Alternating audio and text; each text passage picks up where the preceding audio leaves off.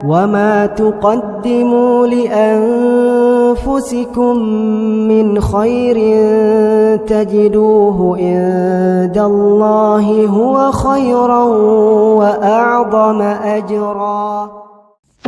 الحمدللہ والصلاة والسلام علی رسول اللہ، اما بعد.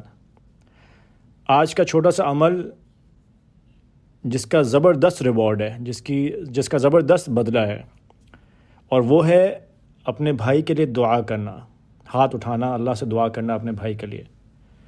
اچھا، یہ عمل جو ہے یہ مجھے بھی پتہ تھا. اس عمل کے بارے میں میں نے کچھ سال پہلے سنا تھا، لیکن کبھی کبھار انسان کے علم میں کوئی چیز ہوتی ہے لیکن اس کے عمل میں نہیں ہوتی، یا وہ اس کو اتنا امپورٹنس نہیں دیتا، کبھی کر لی کبھی نہیں کر لی. پھر ایک دن کیا ہوا کہ میں اپنے دوست کے ساتھ، مجھے یاد ہے، ایک مسجد کے باہر کھڑا ہوا، ہم بات چیت کر رہے تھے. تو اس دوست نے مجھے کہا کہ آپ کو پتہ ہے جب مجھے کوئی مشکل ہوتی ہے، پریشانی ہوتی ہے، میرا کام پھنس جاتا ہے یا مجھے کوئی بھی پرابلم ہوتی ہے، میں کیا کرتا ہوں. میں نے کہا آپ کیا کرتے ہیں؟ تو اس نے کہا کہ میں اپنے دوستوں میں، اپنے رشتہ داروں میں، بھائیوں میں ڈھونڈتا ہوں کہ گھر والوں میں کوئی ایسا پریشان ہو جس کو ایسا ہی مسئلہ ہو یا پریشانی ہو یا بیماری ہو، تو میں اس کے لیے دعا کرنا شروع کر دیتا ہوں. اور کہتا ہے آپ یقین مانیں میرا مسئلہ سولو ہو جاتا ہے. سبحان اللہ. تو پھر مجھے سمجھ آئی کہ واقعی میں رسول کریم صلی اللہ علیہ وسلم اور اللہ سبحانہ تعالیٰ نے ہمارے لیے کتنی دین میں آسانیاں رکھی ہیں اور کتنے راستے رکھے ہیں ہر کام کے لیے. بس ہمارا یقین پکا ہو جائے اور ہم ان پہ واقعی میں بلیف کر لیں. تو حدیث کچھ یوں ہے کہ ابو درداء رضی اللہ تعالیٰ عنہ کہتے ہیں، صحیح مسلم کی حدیث ہے کہ انہ سمع رسول اللہ صلی اللہ علیہ وسلم، انہوں نے سنا ہمارے پیارے نبی کو کہتے ہوئے، ما من عبد مسلم یدعو لاخیہ بظاہر الغیب الا قال الملک ولک بمثل. کہتے ہیں کہ کوئی ایسا بندہ نہیں ہے مسلمان جو اپنے بھائی کے لیے اس کے غیب میں، یعنی اس کے حاضری میں نہیں، اس کے پیٹھ پیچھے دعا کرے اس کے لیے، سوائے اس کے کہ فرشتہ کہتا ہے اور تمہارے لیے بھی یہی ہو. اللہ اکبر. اور دوسری حدیث میں ہے کہ دعوت المرء المسلم لاخیہ بظاہر الغیب مستجابۃ. ایک مسلمان کی دوسرے مسلمان کے لیے دعا اس کی غیر حاضری میں، اس کے پیٹھ پیچھے، یہ قبول کی جاتی ہے. اور پھر ایک بڑی زبردست چیز انہوں نے بتائی کہ عند رأسہ ملک موکل کلما دعا لاخیہ بخیر قال الملک الموکل بہ آمین ولک بمثل. جب انسان اپنے بھائی کے لیے اس کے پیٹھ پیچھے دعا کرتا ہے تو ایک خاص فرشتہ اپوائنٹ ہو جاتا ہے اس کے سر کے پاس ایک فرشتہ آ جاتا ہے.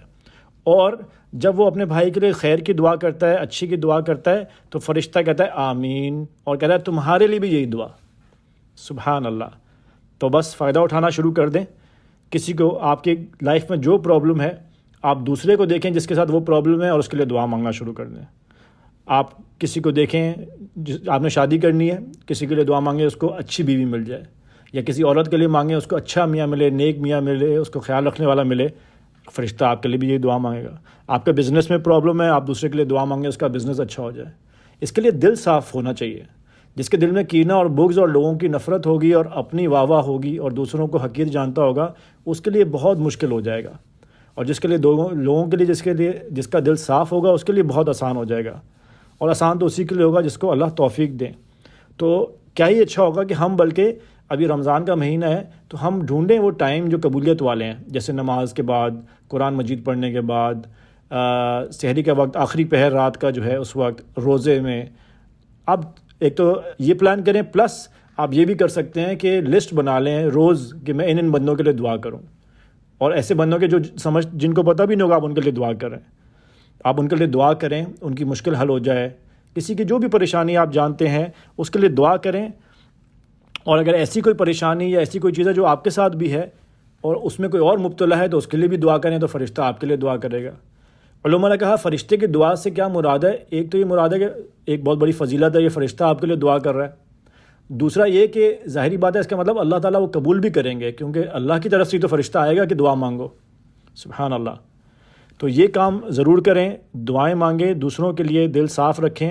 اس میں اپنا ہی بہت بڑا فائدہ ہے، اور اس میں محبت بھی بڑھتی ہے، دل صاف ہوتا ہے، اللہ بھی راضی ہوتا ہے. بلکہ قرآن کا بھی یہی حکم ہے. سورہ محمد میں جیسے آیا کہ فَاعْلَمْ أَنَّهُ لَا إِلَهَ إِلَّا اللَّهُ وَاسْتَغْفِرْ لِذَنبِكَ وَلِلْمُؤْمِنِينَ وَالْمُؤْمِنَاتِ.